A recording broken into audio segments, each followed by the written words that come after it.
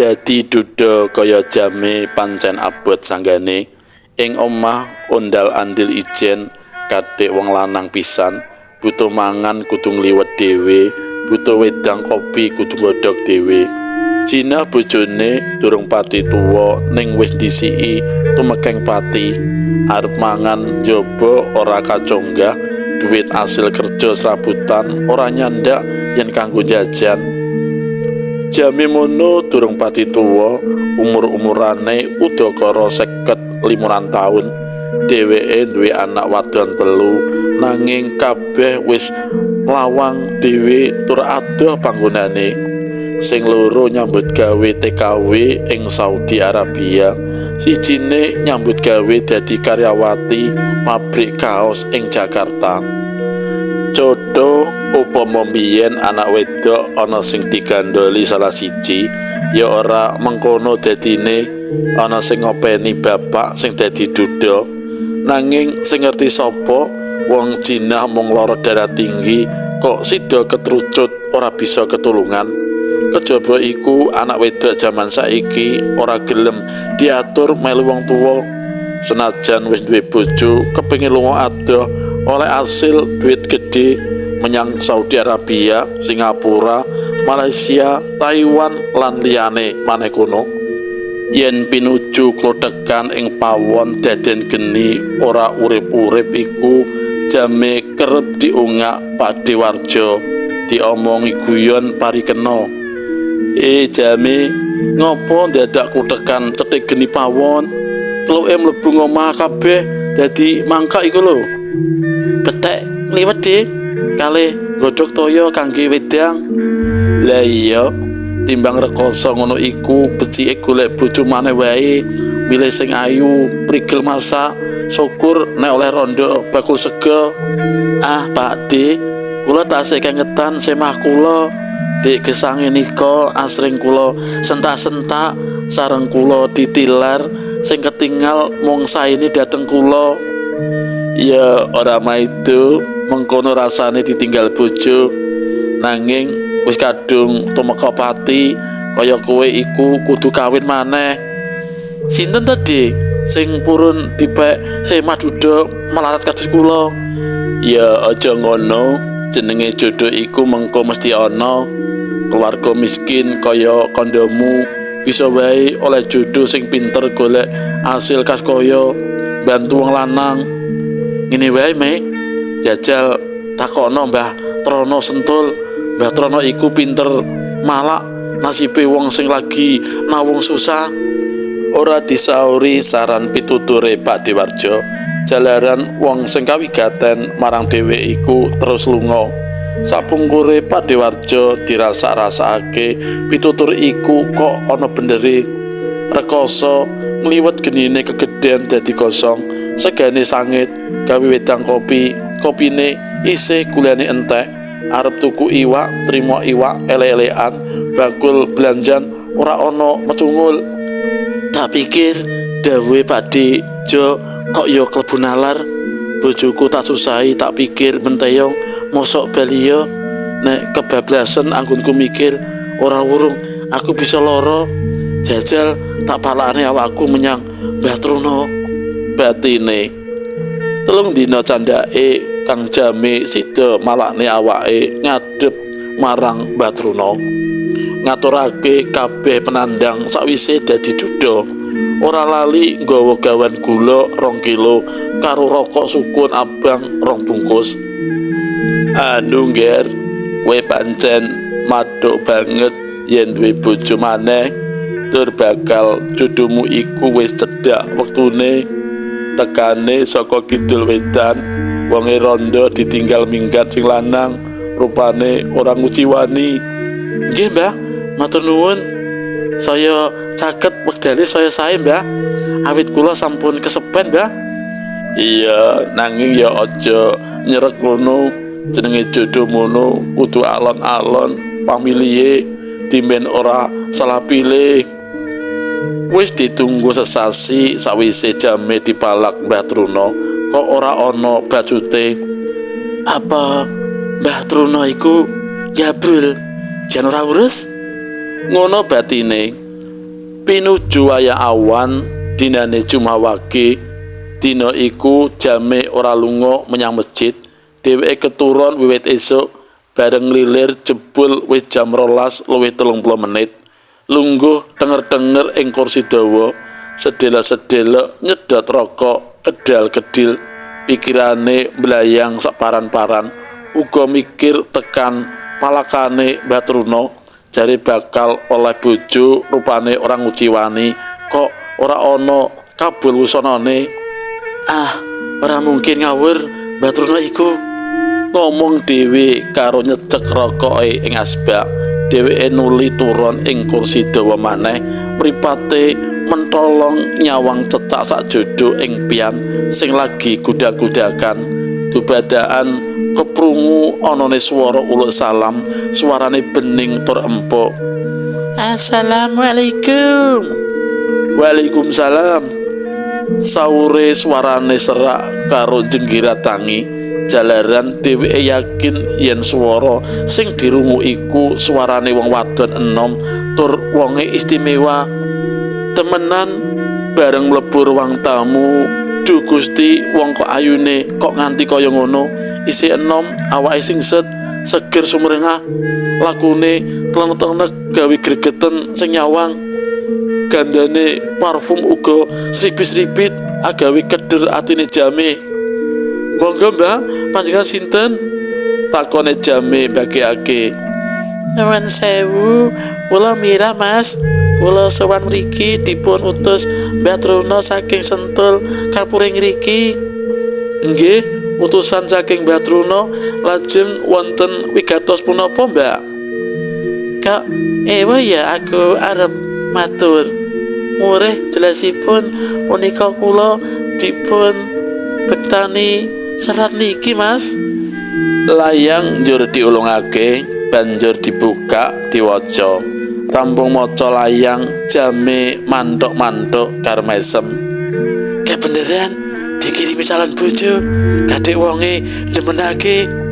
Omonge sing mung kandhek ing batin karo mandeng marang tamune, sing disawang males mandeng karo mesem mujiwat. Mbak iki asmane Mira ya? Njur alamatmu ngendi Mbak? Takone jame nanjekake. Wau sampun matur, kula Mira Mas. Kula manggen wonten Dole Pati. Kok apik temen jenengmu Mbak? Sumbut karo wonge sing kalebu wanita super. Mas Jame, aja banget-banget oleh ngalem ronda sing ora duwe anak iki. Jenengku mbiyen Sumira Mas, nanging bareng bocah wadon remaja-remaja saiki jenenge api-api, banjur tak wae dadi Mira. Rak luwih sedep kaya ngono ta Mas? Ngomonge ricis melu-melu ninggal basa krama. Iya, setuju Dek Mira. Kakang luwih seneng sebutanmu Mira tinimbang Sumira. Dadi awakmu rondo ora duwe anak. Iya Mas, aku ronda ditinggal lunga wis ana 5 tahun. Embu minggat menyang ngendi aku ora urusan. Kabari ning Sumatera wis kawin maneh. Andamu jare manggonmu ing Dole iku pernah ngendi Mbak? Saukir panjenengan tekan Dole, takon-takon endi manggone Mira mesti ketemu Mas. Nanging aja Mas, aku ora duwe omah. Aku ning omah numpang simbok. Tur aku ora mesti ing omah. Aku ning omah mung wayah sore. Lah aku nyanggonmu wayah sore ngono piye? Aja Mas, mundak dicubriani tangga dikira aku duwe gendaan. Becike nek butuh ketemu aku njujuk ing pasar Puri wae. Oh, dadi awakmu buka kios to? Genah pedagang besar iku. Dodol apa diajeng? Cilik-cilikan kok Mas, mung adol bawang brambang, sayuran lan jajan kering-keringan. Pasokane bakul bakso pasar Puri. Kiosmu pernah ngendi Dek? Wong pasar Puri iku jembar banget kaya ngono. Gampang Mas, jujukane kok. Pokoke pasar daging iku ulane. Omong-omongan umyek kaya ngono jame sangsaya sreg karo tamune rondo enom mara dhewe tur ayu rupane iku. Yen mung trima ngobrol banjur mengko pamit mulih harak rugi awak mami ngono batine. Dheweke enggal ngubah posisi lungguhe sing mau adep-adepan ganti jejeri kepor mepet, tangane wiwit uwal-uwil embo apa kang sing butuh dijawil. Irunge cengar-cengir nuli nyander raine Mira. Serat-serut embuh ping pira ora ketung sing dingonokake nganti glagepan. Ayo Dek, mlebu kamare Kakang. Becik banget waktune. Ayo kenalan sing luwih jero. Aja Mas, aja krusa-krusu. Lagi kenal sepisan kok wis arep neka-neka. Diwuri wong aku mrene mau ing ngarepan kono ana bocah enom akeh Mas, padha suwat-suwit, malah ana sing keplok-keplok barang. Lah kapan olehku ketemu maneh karo wong ayu iki?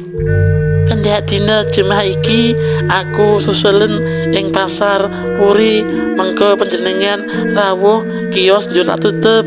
Mengko seneng-seneng karo aku sakatokmu golek panggonan sing sepi Mas. Oke, Kakang teko ing kiosmu jam 10 esok ya. Iya, tak tunggu. Wes ya Mas, aku nyun pamit. Monggo, mengko ketemu maneh dina Jumat ngarep ya. Dina Jumat seminggu sawise patemon iku wayah esuk jame wis macak necis arep ketemu gendaan anyar sing ora ana bandingane. Tekan ngarep pasar Puri, dheweke mlebu lawang tengah. Ing jero pasar lingak-lingu ora weruh ngendi papan adol daging. Bakul-bakul kemrucuk padha nawakake dagangane, jame mung gedheg-gedheg. Dheweke nuli nyoba takon marang bakul buah. Bu, pundi panggenanipun bakul daging nggih? Ngrika lho Pak, Bangu Kidul. Sampun siang biasane sampun telas Pak, nek badhe mundhut daging. Bareng tekan dasaran daging sisih kulon, jame deleng-deleng saben kios disawang ning sing digoleki ora ana. Dheweke banjur tekat-tekatan takon bakul jajan kering-keringan. Wis ora peduli disawang lan dingerteni bakul kiwa tengene ora dadi apa. Derek pitaken Bu, kiose Mbak Mira niku ingkang sepundi nggih? Mira sinten nggih Pak? Kok mboten wonten ingkang nami Mira? Lah griyane pundi Mira niku? Griyane dole Bu, tiange tasih enem, rupane ayu. Sumirah menawa iku ti, nek jare saka dole iku. Saure bakul sisihe sing ditakoni jame, wong sing nyauri iku wiwit mau tansah ngulati jame. Hah?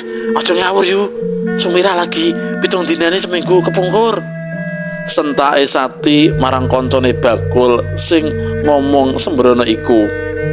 Bareng jame krungu disebut-sebut jeneng Sumirah lagi bar 7 dinane, sekala makdeg dadane ratap, deleng-deleng arep rambul ngomong alot.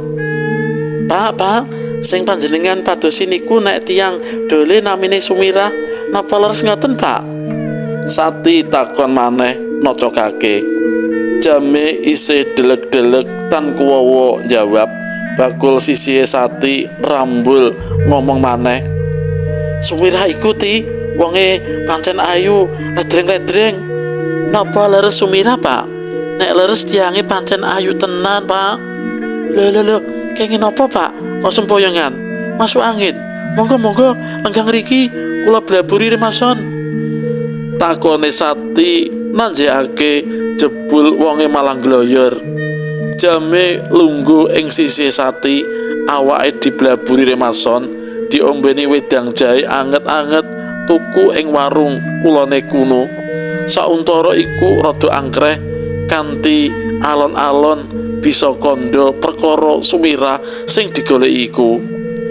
Leres Bu, namine Sumirah, nanging akune undang-undange Mira.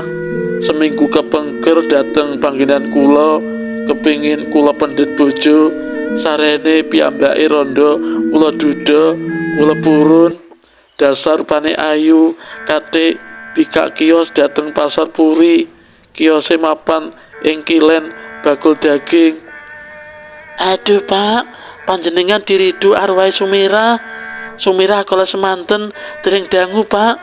Piyambake siang-siang tutup kiose ler kula gang setunggal punika kesusu mantuk nyabrang margi ageng ngajeng peken punika dadak ditabrak truk momot pohong saking kidul makbres teksek mboten ketulungan Pak. Aduh Bu, sirah kula raose mubeng-mubeng kula mboten kiat Bu.